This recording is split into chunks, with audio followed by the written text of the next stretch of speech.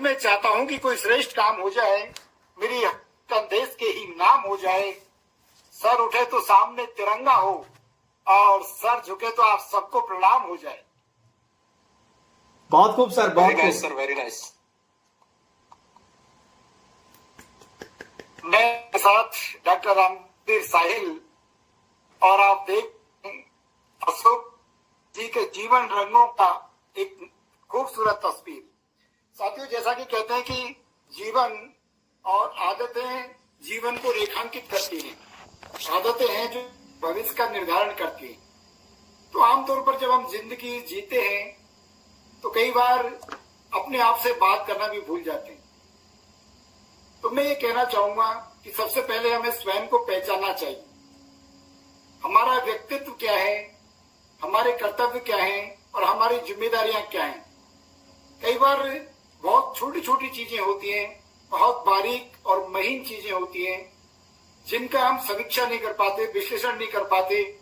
कई बार हम आम जिंदगी में सभी लोग सुबह जब अखबार पढ़ते हैं तो अखबार पढ़ते पढ़ते 1 घंटा निकल जाता है, 1.5 से 2 घंटे निकल जाते हैं। कई बार आप अपने वर्क या ऑफिस से लौटते समय किसी चाय की दुकान पर बैठ गए, आपके दोस्त मिल गए तो गप्पे ठोकने लग गए, वहां आपके 2 घंटे खराब हो गए।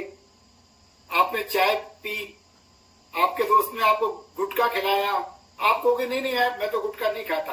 अरे यार एक सुपारी चप तो लो। एक बार खाने से क्या आपकी आदत थोड़ी लग जाएगी सिगरेट की, गुटखे की। तो हम क्या शौक ही शौक में कई बार उसको ले लेते हैं, शौक के रूप में ग्रहण भी कर लेते हैं दोस्तों।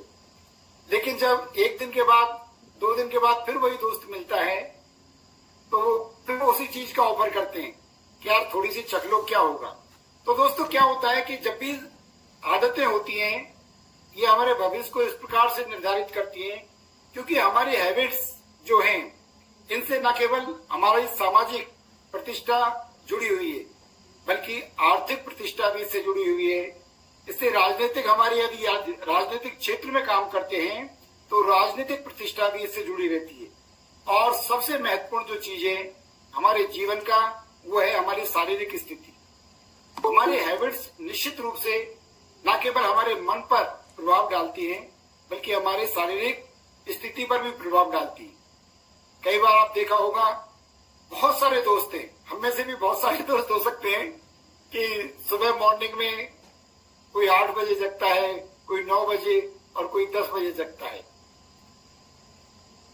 तो आप सोच कर देखें कि हमारे जीवन का हर पल, हर क्षण हमारे भविष्य को निर्धारित करता है। 2 पल भी हमारे जिंदगी से निकल गए तो दोबारा रिपीट होने वाले नहीं। तो मैं ये कहना चाहूंगी कि सबसे पहले हम हमारी हैबिट्स को, अच्छी हैबिट्स क्या हैं और बुरी हैबिट्स क्या है, इस पर चिंतन करने की आवश्यकता होगी। सबसे अच्छा जो मैं मानकर चलता हूं कि हमें अपनी अच्छी हैबिट्स भी लिखनी चाहिए और अपनी बुरी हैबिट्स भी लिखनी चाहिए। क्योंकि जो अच्छी हैबिट्स जो होती हैं आप उनकी एक चिन्हित करें, एक उनकी सूची बनाएं और बुरी हैबिट्स की सूची बनाएं। तो हैबिट्स, उसके परिणाम देखें, रिजल्ट देखें। आप कोई भी अच्छी से अच्छी या बुरी से बुरी जो हैबिट्स होती हैं उनके परिणामों की समीक्षा करना बहुत जरूरी है। आपने देखा होगा, एक चीज मुझे याद आती है, सामान्य जो लोग होते हैं वो लोगों के बारे में बात करते हैं, मध्यम जो लोग होते हैं वो घटनाओं की चर्चा करते हैं, लेकिन जो महान लोग होते हैं वो विचारों का विश्लेषण करते हैं। तो दोस्तों मैं कहना चाहूंगा कि हमें अपनी खुद की जिंदगी के लिए, हमारी खुशियों के लिए और हमारी जिंदगी की प्रगति के लिए, उन्नति के लिए हमारे हैबिट्स को हमको रेखांकित करना चाहिए, उनका अध्ययन करना चाहिए, उनकी समीक्षा भी करनी चाहिए। क्योंकि हमारी हैबिट्स हमारे व्यवहार से जुड़ी हुई है। कई बार आपने देखा होगा कि आप दूसरे आदमियों से, अपने दोस्तों से आप चाहते हैं कि हम बहुत सम्मान से बात करें, बहुत रेस्पेक्ट दें, लेकिन वो चीज स्वयं पे भी लागू होनी चाहिए। क्या हम अगले दोस्तों के साथ, समाज में, अपने रिश्तों के साथ किस प्रकार का व्यवहार करते हैं। आपने देखा होगा कि हर 10-15 किलोमीटर पर पानी बदलता है, भाषाएं बदल जाती हैं। मैं आपको हमारे ब्रज की एक छोटी सी बात याद दिलाना चाहता हूं कि कई बार बातों ही बातों में ब्रज में इतनी मिठास भरी हुई है, क्योंकि ब्रज की तो गालियां है ना, वो भी ऐसी लगती है जैसे हमारा सम्मान हो रहा हो, हमें सम्मान से विभूषित किया जा रहा हो। तो बातों ही बातों में साला है, बहन का मामा, ऐसी ऐसी चीजें होती हैं कि यदि उसे अन्य क्षेत्रों में देखा जाए तो उसे गाली के रूप में स्वीकार करते हैं, लेकिन वो चीजें साथ में यात्राएं करती हैं। हम चूंकि स्वयं पर कभी ध्यान नहीं दिया, स्वयं से कभी प्यार नहीं किया, हमें अपने आप से भी प्यार करना चाहिए, क्योंकि स्वामी विवेकानंद जी भी कहते हैं इस बात को कि हमें, चाहे हमें लाख बुराइयां हों, लेकिन हमें स्वयं से प्यार करना चाहिए। जिस दिन हम स्वयं से प्यार करने लगे उस दिन स्वयं को पढ़ना भी लग जाएंगे, और जब हम स्वयं को पढ़ने लगेंगे तब हमारे विचारों की समीक्षा होगी, हमारे आदतों को हम जान पाएंगे। यदि हमने स्वयं को नहीं जाना, स्वयं का साक्षात्कार नहीं किया, स्वयं का अवलोकन नहीं किया, तो दोस्तों दूसरों को पढ़ना बहुत मुश्किल हो जाएगा, बहुत कठिन हो जाएगा। तभी तो कहते हैं इंसान तो एक दुकान के समान होता है और जुबान एक ताले के समान। जब ताला खुलता है तो मालूम पड़ता है कि दुकान सोने की है या कोयले की। इसलिए बोलने से पहले हमें सोचना चाहिए। दोस्तों बहुत सारी बातें आज करने वाले हैं, कई बार आप देखते होंगे, महसूस भी करते हैं, मैं तो महसूस करता हूँ अशोक जी, कि आदमी हर चीज बदल लेता है। कहते हैं कि इंसान मकान बदलता है, इंसान रिश्ते बदलता है, इंसान वस्त्र बदलता है, इंसान मित्र बदलता है, फिर भी वो दुखी रहता है। क्यों? क्योंकि वो स्वयं को नहीं बदल पाता। तो सबसे पहले दोस्तों हम स्वयं को पढ़ें, स्वयं को बदलें, अपने व्यवहार की समीक्षा करें, और उसके बाद आप अन्य व्यक्ति के ऊपर, अन्य विषय के ऊपर अपनी टिप्पणी करें।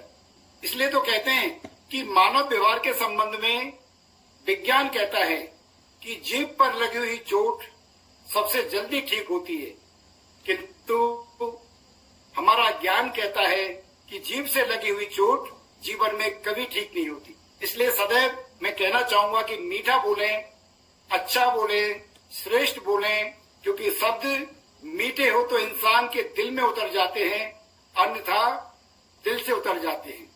तो इस चीज का हम बिल्कुल ध्यान रखना चाहिए हमें।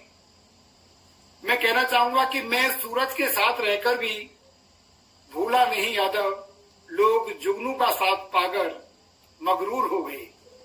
इसलिए आप दोस्तों, आप जहां भी रहें, आप देखें चाहे आप कितने बड़े लोगों के साथ बैठें, लेकिन जमीन से सदैव जुड़े रहें, क्योंकि मिट्टी के अंदर जो सुगंध है, मिट्टी की जो महक है, हमारे मिट्टी का जो अतीत है, वो इतना सुंदर है, इतना सुंदर है। कई बार हम बनने की कोशिश करते हैं, ठीक है, प्रयास करना चाहिए, प्रगति भी करनी चाहिए, लेकिन मेरी मान्यता है कि आप जितना ऊपर जाओगे वहां से दुनिया उतनी छोटी नजर आएगी। तो हमारी जो खुशियां हैं, हमारे कीर्तिमान हैं, हमारी उपलब्धियां हैं दोस्तों, वो अपनों के साथ शेयर करने के लिए अपने होने बहुत जरूरी है। अपनों के साथ रहें, अपनों के बीच रहें, अच्छा बोलें। संस्कार, मैं ये कहना चाहूंगा कि जो समाज अपने इतिहास को भूल जाता है, वो समाज अपने इतिहास का एक दिन हिस्सा बन जाता है। इसलिए मैं चाहूंगा कि हमारे अतीत ने हमें जो परंपराएं जीने के लिए दी हैं, उन परंपराओं के साथ हम जिए, न केवल स्वयं की हम समीक्षा करें। यदि अच्छे मित्र हैं तो हम मित्र के साथ बैठें। जैसे मैं और अशोक जी अक्सर कलेक्ट्रेट में बैठते हैं, हमारी बीसी में भाग लेते हैं, तो अशोक जी कई बार मुझसे पूछते हैं मीटिंग के बाद कि सर मैं आज जो बोला वो कैसा बोला। हम एक दूसरे के विचारों की समीक्षा करते हैं। मैं अशोक जी को बताता हूं कि अशोक जी यहाँ सुधार की गुंजाइश है, यहाँ हम ये सुधार कर सकते हैं।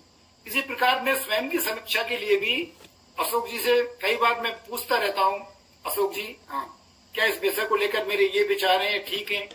तो कई बार विरोधाभास भी होता है और वैचारिक भिन्नता होना भी आवश्यक है, क्योंकि जहाँ हम अपने आप से संतुष्ट हो गए वहाँ हमारे विकास की यात्रा संपूर्ण हो जाती है।